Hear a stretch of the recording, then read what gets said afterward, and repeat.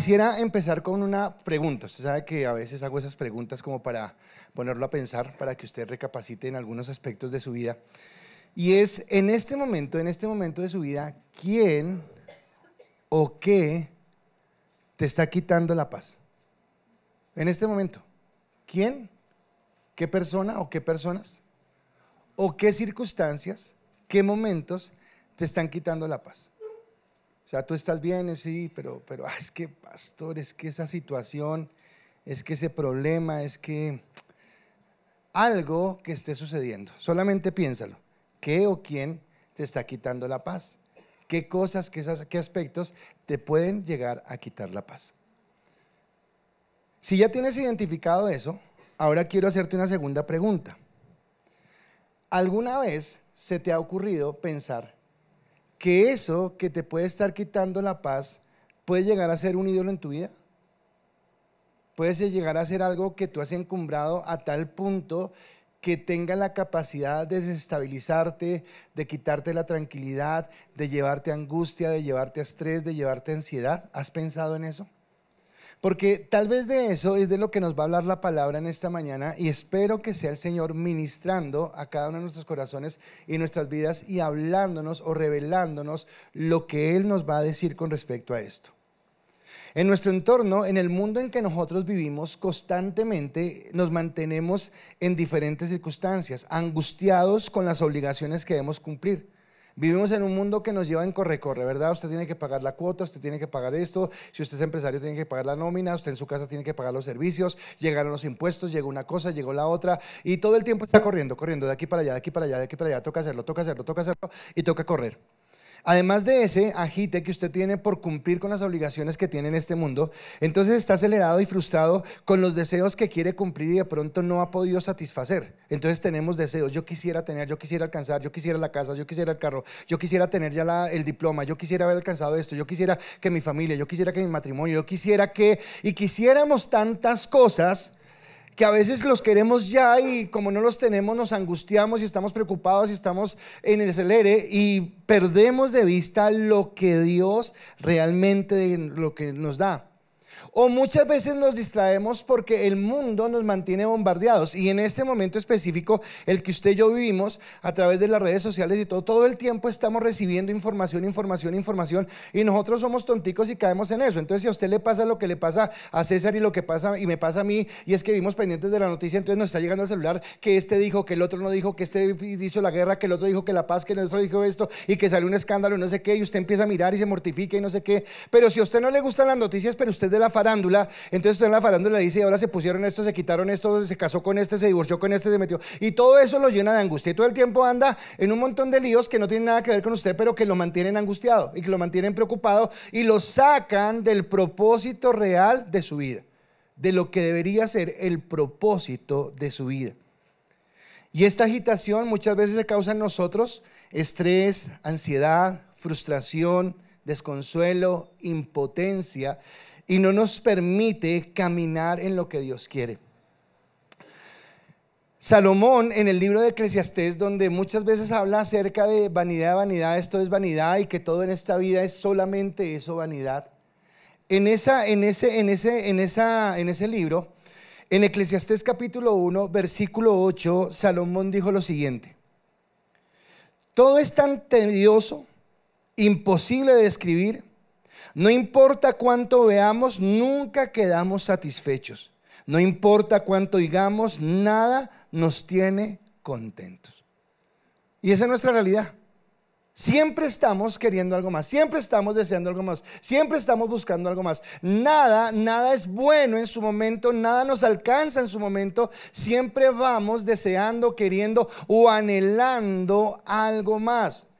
Porque nuestro corazón es insaciable, porque nuestro corazón no se llena con nada, porque nosotros siempre quisiéramos. Y de pronto el día que usted tuvo, los que tienen carro, su primer carro fue un Cinquita ahí bien bonito, se le entraba el agua, se le entraba el polvo, se le entraba el todo, pero usted era feliz porque era su primer carro y era feliz, hasta que vio pasar un Mazda 323 por la autopista y dijo: no, ya este no me gusta, ahora quiero ese. Y el día que tuvo el Mazda 323 pasó una Toyota y ahora ya no le gusta, y nunca estamos satisfechos y siempre estamos anhelando y siempre estamos envidiando y siempre estamos queriendo algo más porque nada nos llena. Y mi pregunta es, ¿este sería el plan de Dios para nuestras vidas?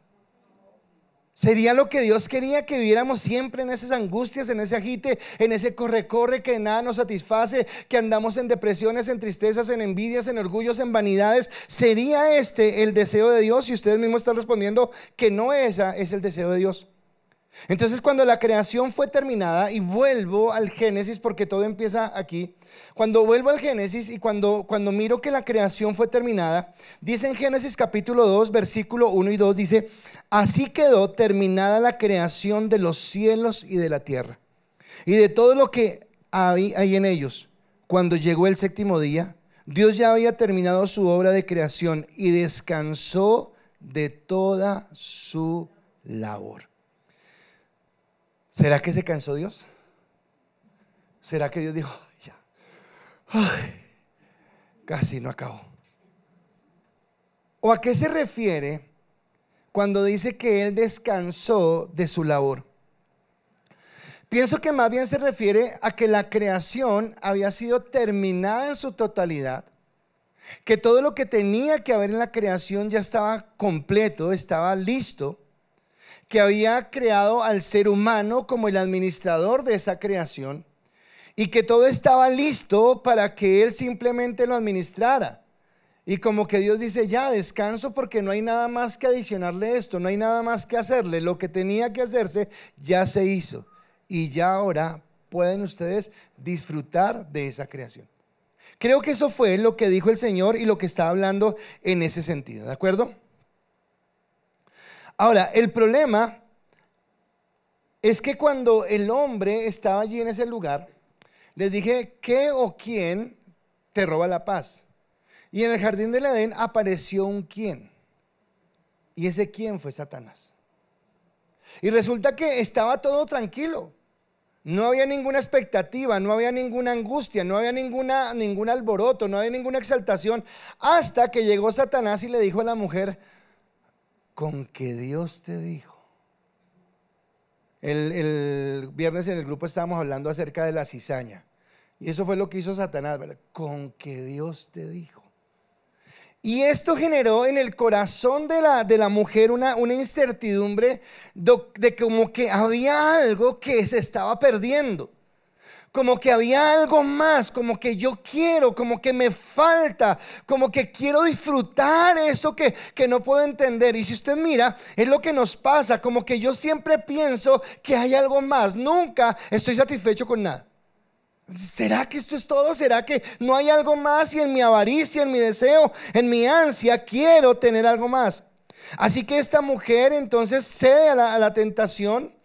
Y resulta que en esa creación donde en el principio no había sobresaltos, no había angustias, no había preocupación, el tiempo que duró la charla de la serpiente con la mujer, no sé si fue un día, no sé si fue un momentico, no sé si fue varios tiempos, pero lo que hizo fue dañar la paz de esta mujer. Tal vez esta mujer en la vida había mirado ese fruto, tal vez en la vida se había fijado en ese fruto, pero cuando Satanás le dijo esto, esta mujer empezó a mirar el fruto y... ¿le ha pasado? Que a veces vienen cosas que lo intranquilizan, que empieza: uy, ¿qué pasaría si? ¿Qué pasaría si? ¿Lograría, alcanzaría, si me metiera, si hiciera, si pensara, qué pasaría si? Y esto fue lo que pasó en este contexto. Ahora vino ese quién que fue Satanás y la hizo fallar. Y hoy, hasta el día de hoy, estamos sufriendo las consecuencias de ese haber cedido, las consecuencias de haber cedido a eso que el enemigo le dijo. Más adelante en la Biblia, cuando Dios escoge a Israel como su especial tesoro, y cuando ellos están como esclavos en la tierra de Egipto, el Señor aparece y les da una palabra a través de Moisés y les dice que los va a sacar de la tierra de la esclavitud y los va a llevar a una tierra prometida. Pero esa tierra prometida implicaba ciertamente que iban a tener ya en ese lugar, en la tierra prometida, paz, que iban a tener tranquilidad, que iban a estar plenos, que iban a estar tranquilos. Eso era lo que decía. Por eso cuando leemos el libro de Josué, al final, en el libro de Josué capítulo 22 versículo 4, dice la palabra: Y ahora el Señor su Dios ha dado descanso a las otras tribus, tal como se lo prometió. Así que vuelvan a su hogar, a la tierra de Moisés, y el siervo del Señor les dio como posesión al oriente del río Jordán. O sea, les dice, ya pueden descansar porque Dios les dio esa tierra prometida. Ahora, piensen esto. Si ese Israel hubiera sido la tierra prometida y hubiera sido la plenitud del descanso total de Dios, ahí termina la Biblia. Ya no habría más que escribir. Porque Génesis 1 nos habría hablado de la creación. Génesis 2 nos habría hablado de cómo Dios le dio al hombre las indicaciones de cómo tenía que administrar esa creación. Génesis 3 nos hablaría acerca de la caída del hombre. Génesis, el resto de los capítulos, nos hablaría de cómo el hombre fracasó a tal punto que llegó a hacer doler el corazón de Dios para que se arrepintiera, para que trajera un diluvio, para que acabara con toda la especie humana, para que levantara después un Noé, para que levantara un arca, para todo lo que hizo. Nos hablaría de Abraham, del pueblo de Dios escogido. Nos hablaría del Éxodo, cómo lo llevó por el desierto, Levítico, Número, Deuteronomio. Al Deuteronomio llegaría donde Moisés, que llegó hasta allá, pero desobedeció porque entonces en su afán le pegó a la piedra y en la piedra entonces le sacó la piedra a Dios y no le permitió entrar a la tierra prometida. Pero ya entonces entra en el descanso del Señor y ya terminamos. Ya el pueblo que Dios escogió está en la tierra prometida. Pero ahí no termina la Biblia. Y no termina porque resulta que ahí aún no ha terminado el problema. Porque el problema no era la tierra, sino el problema del corazón del hombre. Y entonces acá en Israel ya el problema no es un quién, el problema es un qué. Y el problema es el qué del corazón del hombre que se niega a entregarle el control a Dios y quiere tener el control. Y entonces ese es un control, empieza a desviarse, empieza a hacer las cosas a su manera, empieza a hacer las cosas como le parece. Y cuando empieza a hacer las cosas como le parece, se aísla, se aparta de la voluntad, de la gracia y de la bendición de Dios. Ahora, los dos acontecimientos, tanto lo que sucedió en el huerto del Edén como lo que sucede en esa tierra prometida, tienen un mismo ciclo. Y ese ciclo lo comentaba el viernes con el grupo de emparejados, y es: su afán se convirtió en incredulidad y su incredulidad se convirtió en desobediencia. Piense por un momento en Eva. Estaba tranquila, pero le llegó un afán y en el afán ella quiso hacer algo por fuera de la voluntad de Dios, porque empezó a no creer en Dios, porque empezó a creer que Dios le decía mentiras, y la llevó a desobediencia. La llevó a actuar por fuera de lo que Dios quería. Piense por un momento en Abraham. Usted conoce a Abraham, ¿verdad? El amigo de Dios, el hombre de la fe. Pero este Abraham, que es un sacerdote de Dios, que es un hombre temeroso, que es cabeza de su casa, que seguramente tiene la cabeza bien puesta porque tiene fe, un día llega a la tierra de Abimelech, mira a su esposa, la ve que es muy hermosa, y como un buen sacerdote de Dios le dice: oye, usted está muy bonita. Y acá la van a mirar estos hombres. Usted dice que es mi hermana y yo me quedo callado. Eso fue lo que dijo Abraham. Porque en su afán, ¿qué le empezó a afanar a él? ¿Qué le afanó? Su vida. No, él dijo: me van a matar. Entonces no, si quieren, vénganse en su reino, pero yo salvo mi vida. Y en su afán no creyó en Dios. Y al no creer en Dios, desobedeció. ¿Y cómo desobedeció? Mintiendo. Entonces, ¿qué o quién te quita la paz en este momento? Y eso, o esa persona, o esas personas, o esas situaciones que te quitan la paz, ¿hasta qué punto son idolatría en tu vida? ¿Cuántas veces hemos fallado por actuar por fuera de la voluntad de Dios? Y cuando actuamos por fuera de la voluntad de Dios, entramos en nuestros temores, en nuestros miedos, en nuestras angustias, en nuestros dolores, en nuestras ansiedades, en nuestras frustraciones, porque queremos tomar el control y hacer las cosas por fuera de la voluntad de Dios. Y lo peor de esto no es solamente que estamos desobedeciendo a Dios, sino que estamos yendo contra el carácter. Ay, pastor, contra el carácter de Dios tampoco, pastor. Sí es pecado, pero ¿cómo va a afectar esto el carácter de Dios? Bueno, se lo va a mostrar. Cuando hablamos de Dios y de su carácter, hablamos de que Dios es soberano. ¿Estamos de acuerdo? Y Dios es soberano quiere decir que Dios tiene el control de todo. Pero cuando yo desconfío de Dios, yo digo: no, Dios, tú no tienes el control, déjame, yo tomo el control acá. Déjame, porque acá tú no sabes qué hacer, yo sí sé. Tú tranquilo ahí, quieto. Pastor, yo nunca le he dicho eso a Dios. No, usted nunca le ha dicho eso a Dios, pero sí ha actuado de esa manera. Si le ha dicho a Dios, quédate quietico ahí, yo manejo esta situación, tú estás muy ocupado en tus cosas, déjame, yo lo hago a mi manera. Así que esa situación va en contra de la soberanía de Dios. Esa actitud va en contra de la sabiduría de Dios, porque tú estás diciendo, Dios, si tú eres muy sabio, muy entendido, pero a mí como que tu plan no me suena, como que la forma en lo que tú lo estás manejando no me suena, déjame, yo lo hago a mi manera. Yo tengo un mejor plan. Yo sé cómo hacerlo mejor. Ahora le pregunto, ¿en serio sabemos nosotros cómo hacerlo mejor? Pero es lo que muchas veces decimos. O es de la forma en la que muchas veces actuamos cuando nos vamos por fuera de la voluntad de Dios. O actuamos en contra de la bondad de Dios. ¿Y qué es actuar en contra de la bondad de Dios? Que olvido que Dios es un Dios bueno y que quiere lo mejor para nosotros, y entonces me parece como que no le importo, como que no soy importante para Él.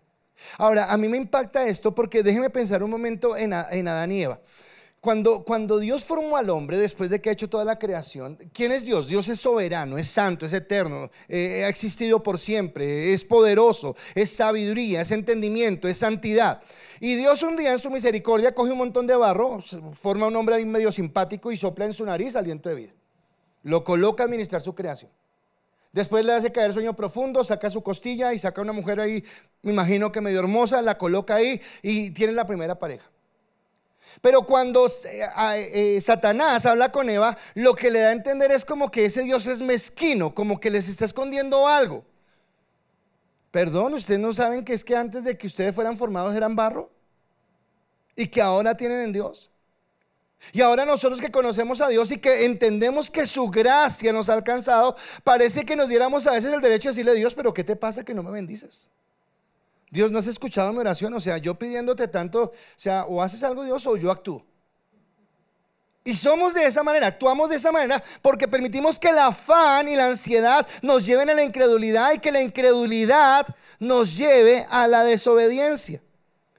Entonces, tanto en Eva como en Abraham, como en Sansón, como en todos los que han fallado y en usted y en mí, el afán que tenemos se convierte en incredulidad. Y la incredulidad que empezamos a experimentar nos lleva a vivir en desobediencia. Y la desobediencia nos aparta de la gracia y del amor de Dios. Y el mundo que nos dice, no, pero tenga pensamiento positivo, usted puede. Piense positivamente y lo alcanzará, lo logrará. Y generalmente eso que nos decía Salomón, de que nunca nos cansamos de mirar, nunca nos cansamos de escuchar, nunca nos cansamos de anhelar, es lo que está diciendo Salomón, que siempre estamos como esperando, buscando algo más. Voy a encontrar algo más, voy a tener más plata, voy a tener mejores resultados, voy a ser más ascendido, voy a hacer no sé qué. Y cuando siente que llegó a un tope, como que se siente frustrado porque, y no hay más, no hay más, o sea, tranquilo. Cálmese un momento, descanse en Dios.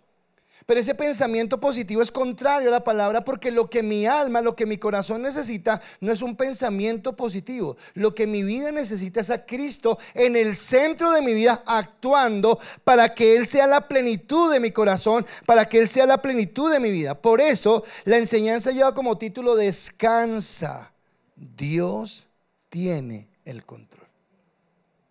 Descansa, Dios tiene el control.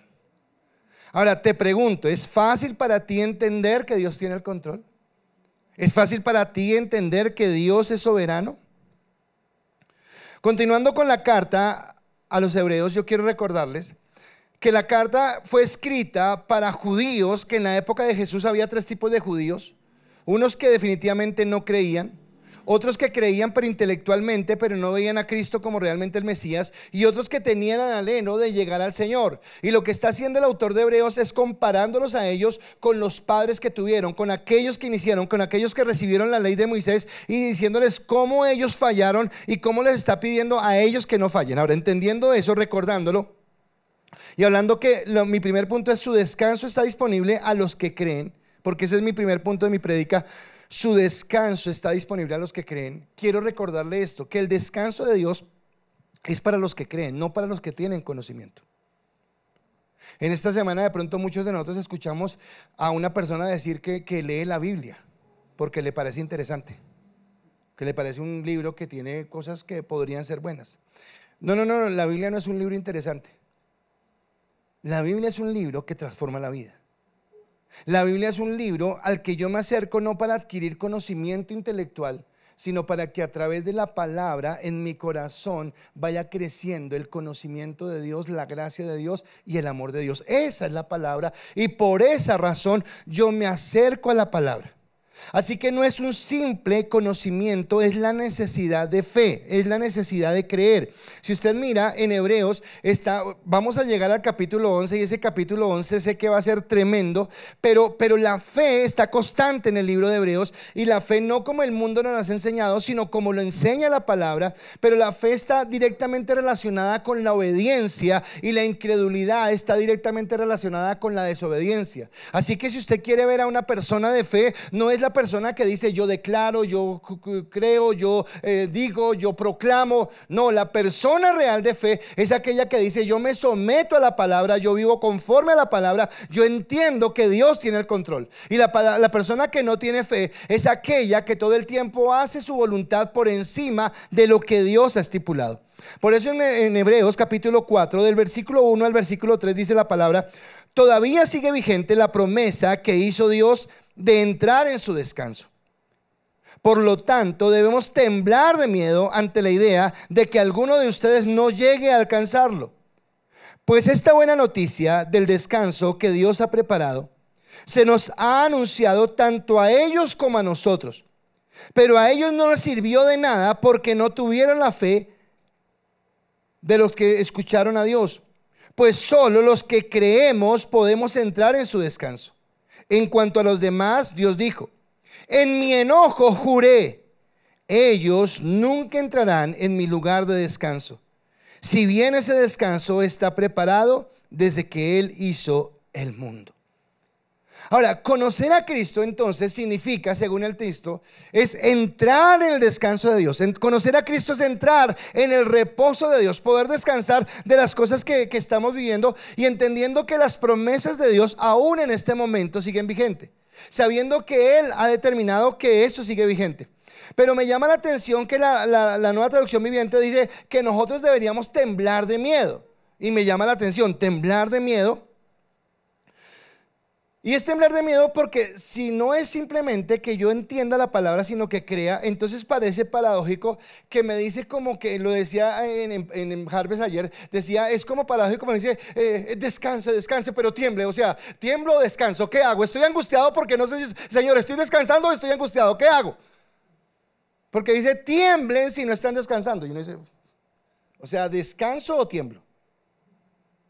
¿Reposo o qué hago?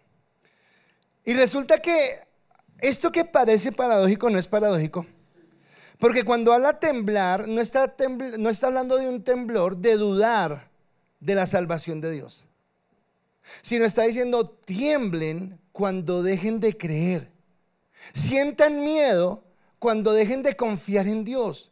Ahora quiero preguntarle, ¿qué tan a menudo usted deja de confiar en Dios? Y se va a dar cuenta que es más común de lo que usted imagina. Porque generalmente, como queremos tener el control, entonces siempre queremos hacerlo a nuestra manera. Y cuando lo estoy haciendo a mi manera, le estoy diciendo a Dios que no confío en Él. A mi esposa le molesta algo que yo tengo, y los que me conocen saben, y obviamente por experiencias. Pero a mi esposa le molesta porque a veces yo voy saliendo de acá, echo llave y me subo al carro y le digo, ¿yo cerré? Y Yanni me dice, sí cerró. Y yo le digo, pues espere. Y me bajo del carro y vuelvo y miro. Ahora, pregunto, ¿por qué le enoja a mi esposa eso? Porque le estoy diciendo no creo. O sea, usted me dijo, pero yo no creo. ¿Cuántas veces actuamos así con Dios? Dios, tú me dijiste, pero yo no creo, entonces mejor lo hago yo. Tú me dijiste, pero mejor actúo yo. Entonces acá está hablando de que esa duda no es duda de perder la salvación, sino duda de que deje de confiar, porque resulta que hay dos maneras en las que nosotros podemos temblar, o en las que las personas, no nosotros sino las personas. Algunos pueden temblar de un miedo angustioso. ¿Y sabe cuál es un miedo angustioso? Recuerda que acabamos de hablar de la soberanía de Dios. El miedo angustioso lo deben tener aquellas personas que se presentan ante la soberanía de Dios en sus propias fuerzas. Dios, vengo a presentarme delante de ti con mis obras. El que se presenta delante de Dios con sus obras debe temblar, porque de antemano, antes de entrar al juicio, ya está condenado. Porque por las obras nadie es salvo, porque por las obras nadie puede alcanzar la misericordia. Y ese tipo de personas sí deberían temblar de miedo, porque están presentándose ante un Dios perfecto, ante un Dios justo, ante un Dios santo, con una vida pecaminosa y llena de cosas que tendrían por qué condenarlo. Pero en el caso de nosotros que hemos conocido al Señor, nosotros temblamos con un temor reverente.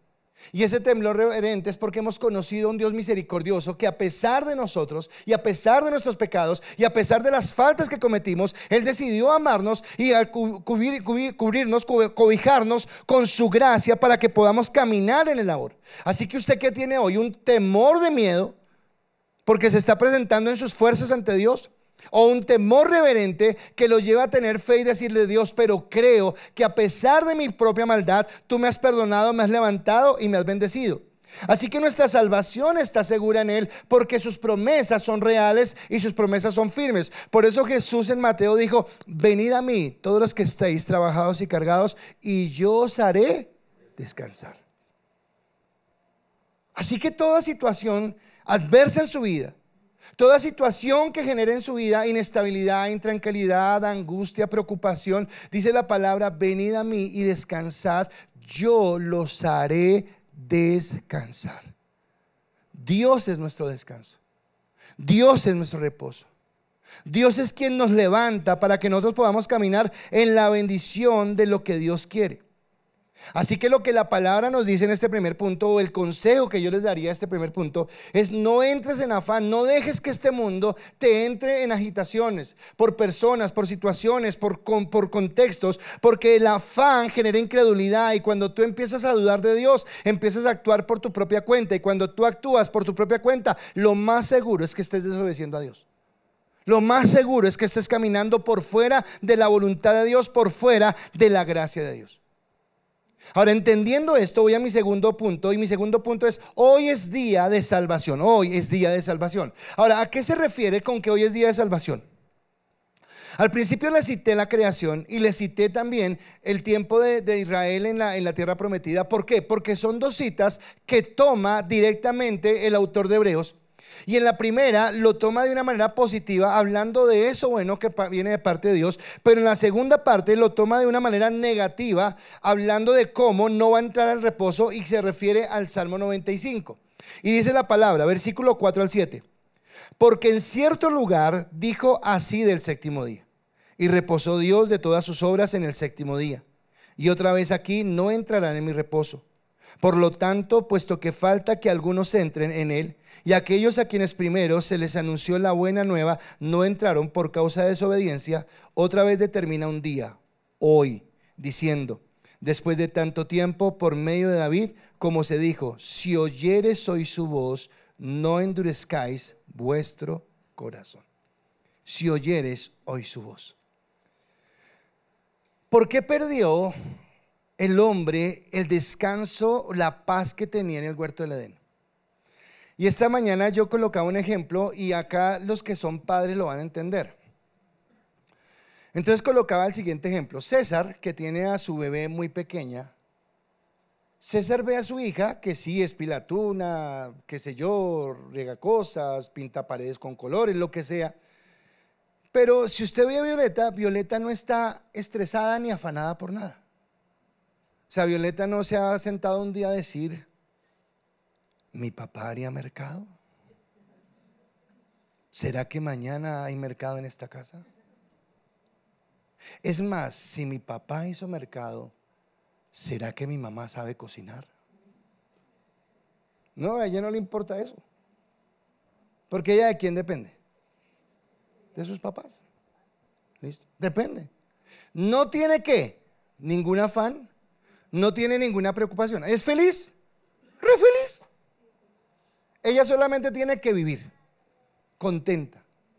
Si le dan una cuchara de palo o le dan un juguete de Nintendo, ella es lo mismo, se divierte igual. Porque no hace acepción de cosas. Porque con cualquier cosa se divierte, porque está feliz, porque está cubierta por su familia y está en bendición. Pero empiezan a crecer.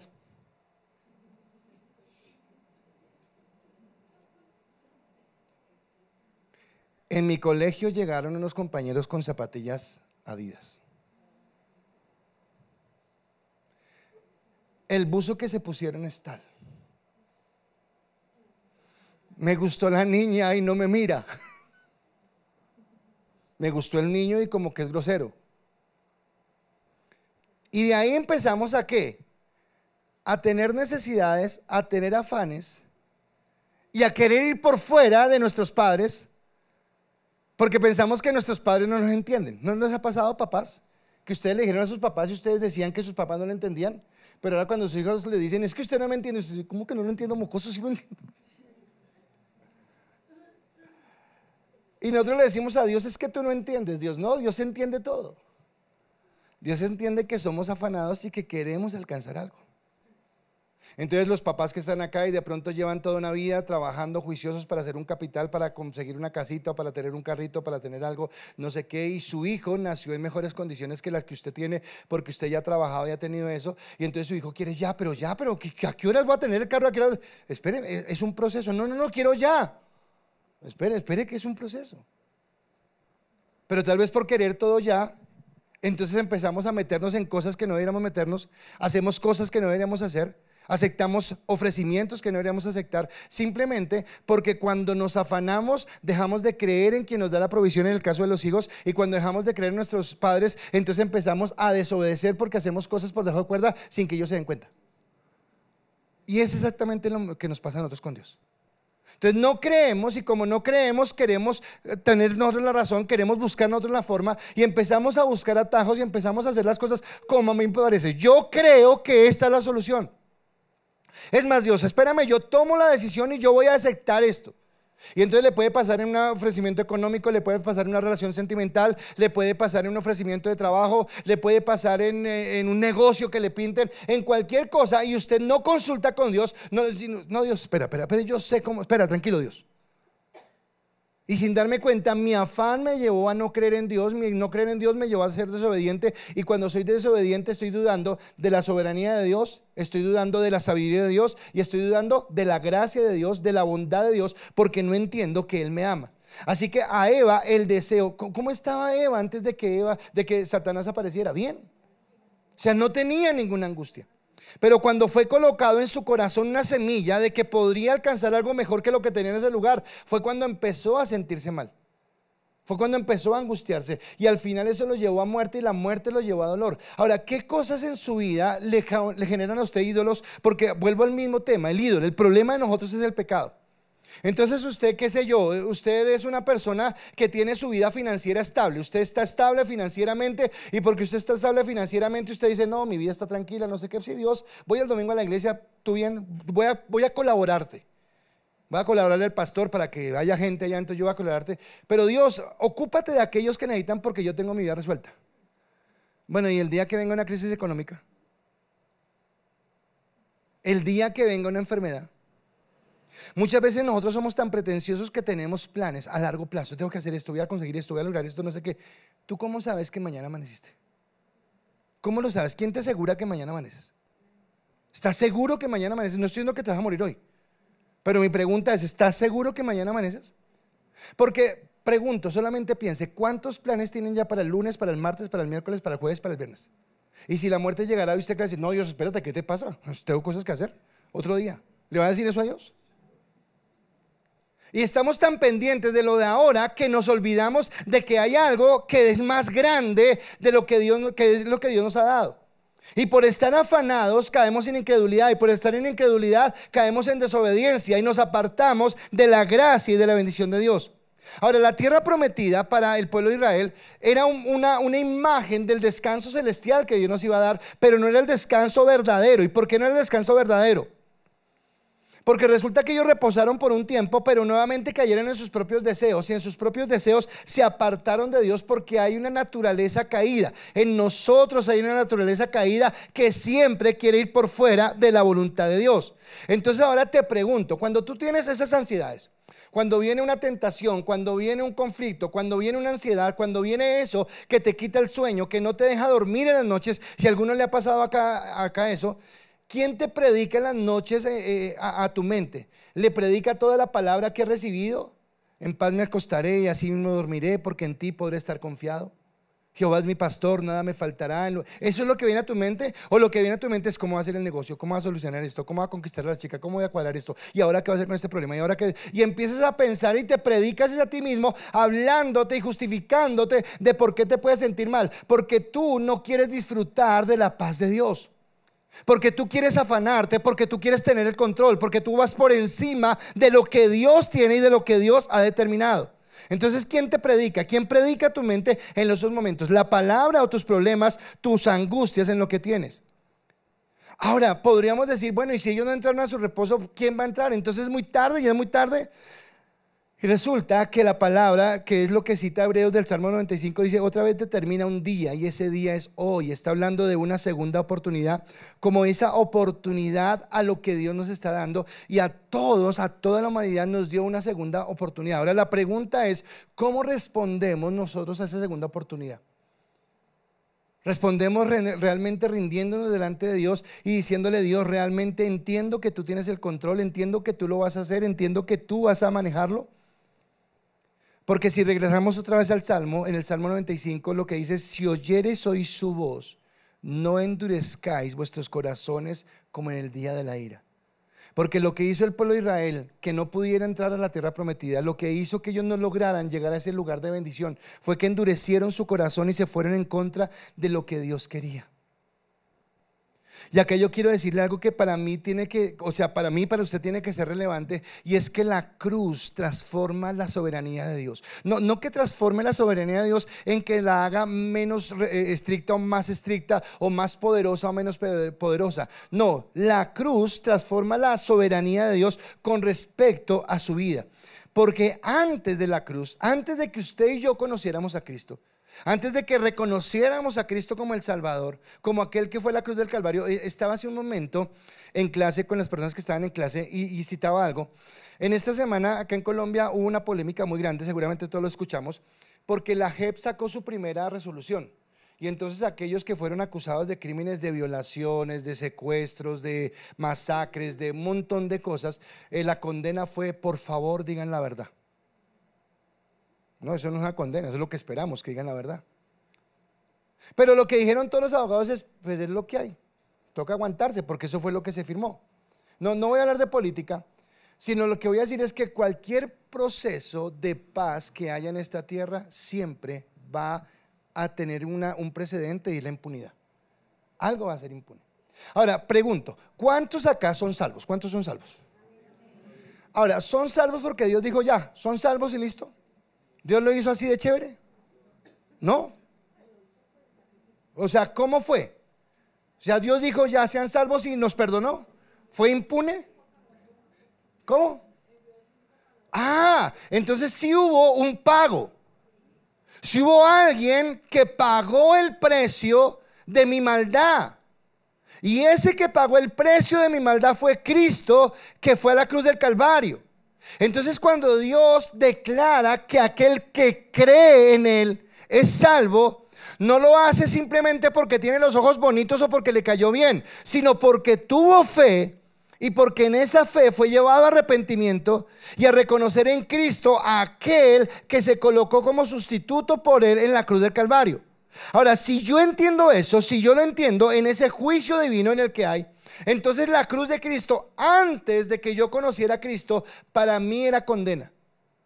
Porque lo que yo merecía era recibir la ira de Dios sobre mi vida. Lo que yo merecía era ser condenado por mi pecado, condenado por mi maldad, enviado a la eternidad sin Él, en condenación perpetua. Pero cuando yo conozco la cruz de Cristo, lo que pasa después de la cruz de Cristo es que la ira de Dios cae sobre su Hijo y me rescata a mí y me hace su hijo, para que ahora yo dependa de Él, para que ahora yo confíe en Él, para que ahora yo descanse en Él. Para que mi descanso, para que mi paz, para que mi fortaleza sea el Señor. Así que en ese sentido, cuando la palabra me dice que yo después de la cruz puedo descansar en Él, dice la palabra: por nada estéis afanosos, sino sean conocidas vuestras peticiones delante del Padre.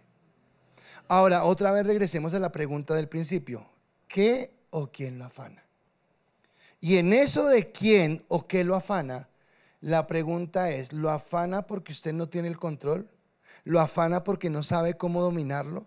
¿Lo afana porque no sabe qué hacer? ¿O descansa sabiendo que Dios tiene el control? ¿O descansa entendiendo, pastor, pero es que es muy duro? Bueno, es que esa es la fe. La fe es creer que Dios es soberano. La fe es creer que Él tiene el control. La fe es que Él tiene el mejor plan. La fe es saber que Él lo hará conforme a su perfecta voluntad, porque Él es Dios. Así que en este consejo nos diría: entrega tu afán y confía y muestra esa fe en obediencia. ¿Cómo le muestro yo a Dios que confío en Él? Cuando soy obediente. Y muchas veces la obediencia me llevará a no cuestionar, sino simplemente aceptar que Dios me dice que no y es no, o que Dios me dice que sí es sí, o que Dios me dice que espere y esperaré, pero porque estoy confiando en Él. Pero generalmente yo no quiero confiar en Dios porque no quiero esperar, porque yo quiero hacer mi voluntad. Porque aunque acá cantamos y decimos: Señor, eres la porción de mi salvación, lo que yo quiero, sabe que yo sé que lo que usted dice acá es sincero, lo que usted dice acá el domingo es sincero, yo sé que usted lo dice de corazón, pero pregunto, ¿esa sinceridad que usted muestra acá cuando está cantando es la misma sinceridad que muestra mañana cuando está buscando el gota a gota, cuando está mirando cómo es el chanchullo, cuando hace su voluntad? ¿Sí me entiende? Porque no es solamente el declararlo, sino es vivirlo. Es en entender que Dios realmente es en quien puedo descansar y quien tiene el control de mi vida. ¿Usted sí ve a Dios como soberano en su vida? Porque usted y yo estamos claros que Dios es soberano, eso no nos queda duda. Ahora le pregunto, ¿es soberano sobre su vida? ¿Él tiene el control? Si Dios me quita la vida hoy, me voy a enojar.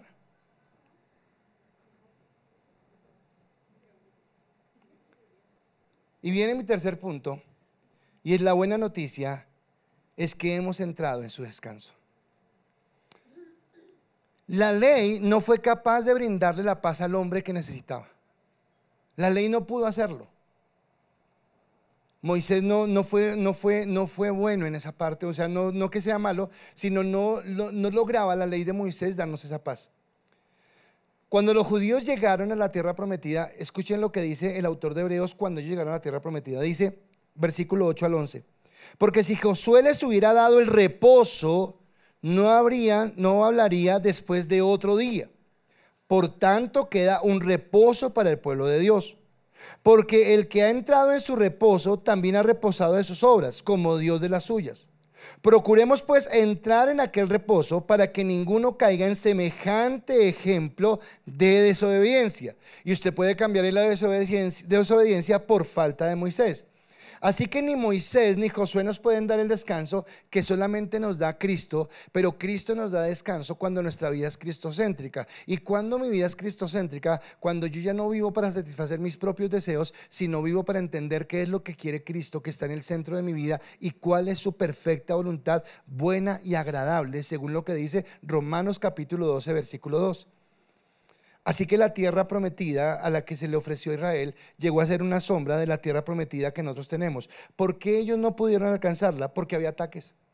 Porque hubo ataques internos de ellos, sus propias concupiscencias, sus pecados, sus anhelos, sus orgullos, sus vanidades, como los ataques que hubo de afuera. Y nosotros somos atacados, porque usted está, ayer tuvimos una discusión tan buena en el grupo de emparejado de Harvest. Estábamos hablando del sembrador salió a sembrar, y hablábamos de los terrenos y discutíamos cuál terreno somos, si solamente uno, si cómo somos, y llegábamos a una conclusión y decíamos que si hemos recibido a Cristo, nuestro corazón es buena tierra. Así que el problema no está en el corazón, que es la tierra, el problema no está en la semilla, que es la palabra de Dios. El problema está en si cuidamos lo que Dios nos ha dado, porque Dios ya hizo su parte. Dios ya nos salvó, Dios ya nos perdonó. Pero cuando alguien entra en incredulidad, cuando permite que los afanes lo aparten de Dios y tome sus propias decisiones, cuando deja de confiar en lo que Dios dijo y cree que puede hacer las cosas mejor que las que hace Dios, y empieza a tomarlo. Así que hay algo que nos aparta de esa tranquilidad en Dios, y eso que nos aparta de la tranquilidad en Dios se llama pecado. Y el pecado se manifiesta en orgullo, en vanidad, en resentimiento, en amargura, en envidia, en contienda, en chisme, en avaricia, en crítica, en murmuración, en todo lo que usted quiera que nos aparte de la gloria de Dios. Cuando entremos a la experiencia de Dios, a la plenitud de Dios, entraremos en la bendición. Pero hace 8 días el pastor Mateo nos predicaba y nos decía: no tengan temor a morir. Y de pronto muchos ahí dijeron: ¿Qué está hablando ese señor? ¿Cómo se puede entender que Pablo dijera que para él el vivir es ser Cristo y el morir era ganancia? ¿Puede alguno de ustedes, si Dios lo llamara hoy, decirle lo que le dije en ese momento? No, no, espera, Dios, tengo una cita. Saber, Dios, tengo una entrevista de trabajo. Dios, ¿qué te pasa? ¿Puede alguno decirle eso? Ahora, ¿alguno sabe cuándo es su día? Y gracias a Dios, ¿usted imagina supiéramos? ¿Usted imagina que usted supiera que es el 22 de septiembre del 2025 a las 8 de la mañana? ¿Usted cómo estaría hoy?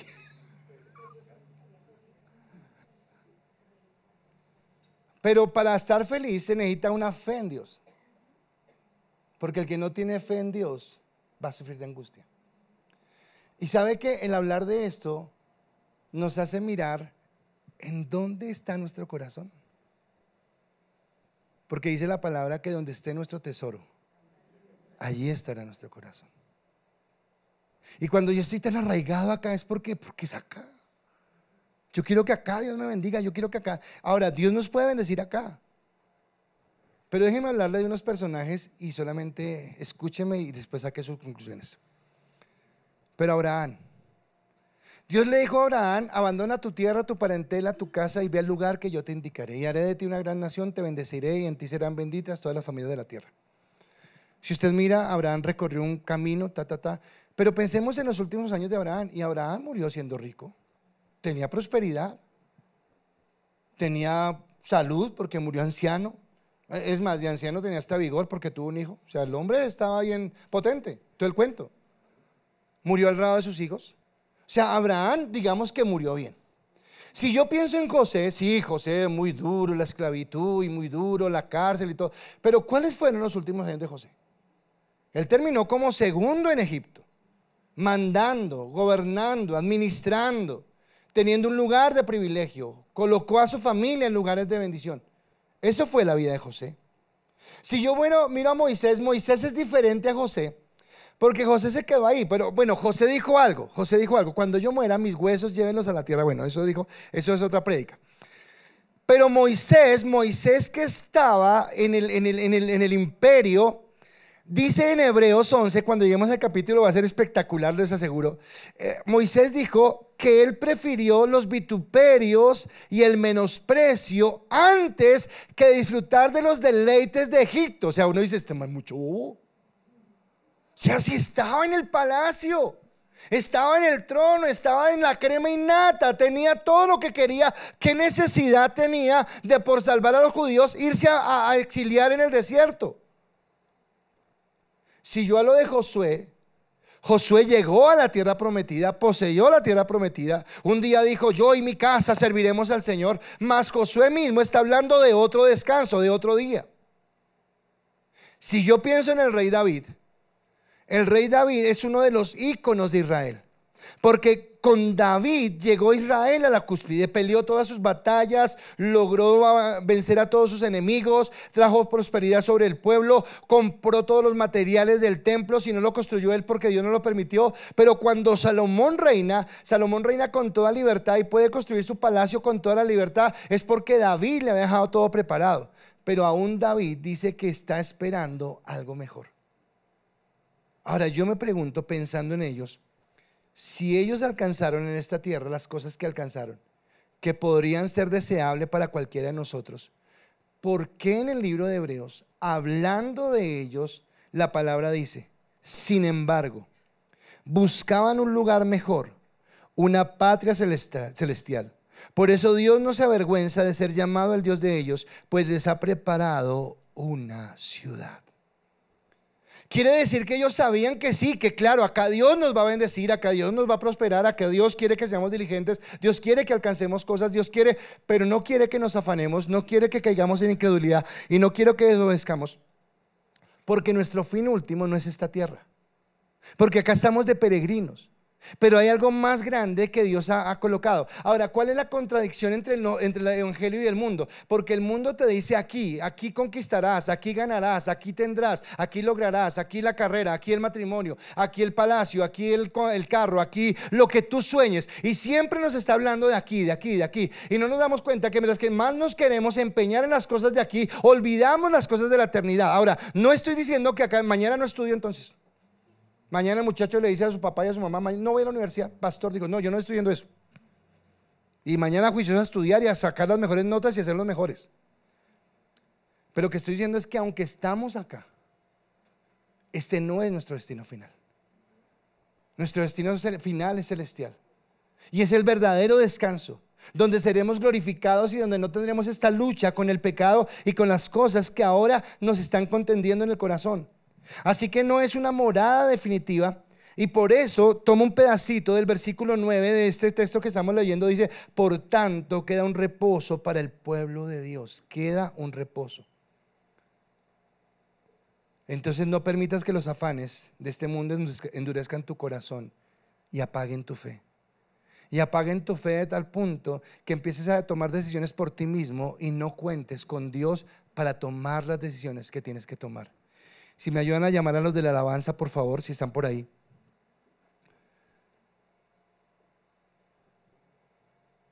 Nosotros hemos recibido, ayer hablábamos también en el grupo de Harvest acerca de semillas fraudulentas. Cuando la semilla que se coloca no es la verdadera. Y es cuando nos predican de que Dios te pide que declares, que confieses, que creas. Decláralo y ganarás, vencerás ese carro, esa casa, ese chico, esa chica, ese viaje, ese puesto, lo que tú quieras.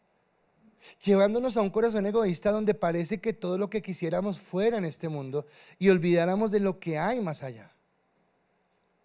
Pero Jesús dijo: en el mundo tendréis aflicción. Y eso lo dijo Jesús. Y está en el Evangelio. Ahora, si Él dice que en el mundo tendríamos aflicción, esa aflicción que tendremos en el mundo no es porque Dios profetizó que vamos a tener aflicción, sino esa aflicción es producida por el pecado del hombre. Porque hoy hablaba algo en clase y lo dije en el primer servicio. Mi pecado, que es mi pecado, que es lo que me va a esclavizar y lo que me va a hacer doler el corazón y todo, aunque yo no quiera, mi pecado se lleva por delante a mi familia. Si a mí un día se me ocurriera adulterar, sí, es mi pecado y es mi maldad y me va a apartar de Dios. Pero por ejemplo, en el caso mío no se lleva por delante solo a mi familia. Sí, yo sé que la fe de la iglesia está firme, pero traería dolor. Traería tristeza. Si su hijo un día se va rebelde de su casa, sí es su hijo y ojalá le vaya bien duro y se aparta las patas, ¿no le dolería a usted el corazón? Porque eso es lo que genera el pecado. El pecado genera dolor, y por eso en este mundo tenemos aflicción, por nuestros afanes, por nuestras angustias, por no confiar en el Señor. Pero tenemos la esperanza, que es lo que nos da Dios hoy, de un reposo permanente. Así que Dios nos lleva a vivir en esta tierra de una manera prudente, de una manera sabia, confiando en Dios. Pero ¿cómo muestro mi confianza en Dios? A través de mi obediencia. Dios, yo creo lo que tú estás haciendo, yo creo lo que estás obrando, yo creo de la manera que tú vas a actuar, y por eso confío en ti y descanso en que Dios tiene el control. ¿Y cuál es el asunto, el meollo de la palabra? Que es que Dios no nos prometió una vida fácil. Eso no fue lo que Dios prometió. Dios no prometió una vida fácil. Dios dijo era que nos iba a dar paz en nuestras almas, que en medio de las aflicciones de este mundo nos iba a dar tranquilidad, nos iba a dar esperanza. El día que mi mamá murió, yo recuerdo que humanamente fue doloroso, pero recuerdo también que le dije a Dios: Dios, mejor llévala ya a tu reino, que va a ser mucho mejor el que ella esté contigo ya en tu reino, y no yo por egoísmo verla acá entubada, pegada a una máquina, sufriendo. Pero eso lo puedo decir porque sabía que mi mamá había colocado su confianza en Dios. Porque si mi mamá no hubiera colocado su confianza en Dios, qué encrucijada tan grande de saber que no había aún aceptado a Cristo. Así que el descanso verdadero viene cuando usted coloca su confianza en Dios y cuando permite que sea realmente Dios quien lo levante y quien lo fortalezca. Y una vez más te digo, no permitas que nadie, no permitas que nada te robe la paz.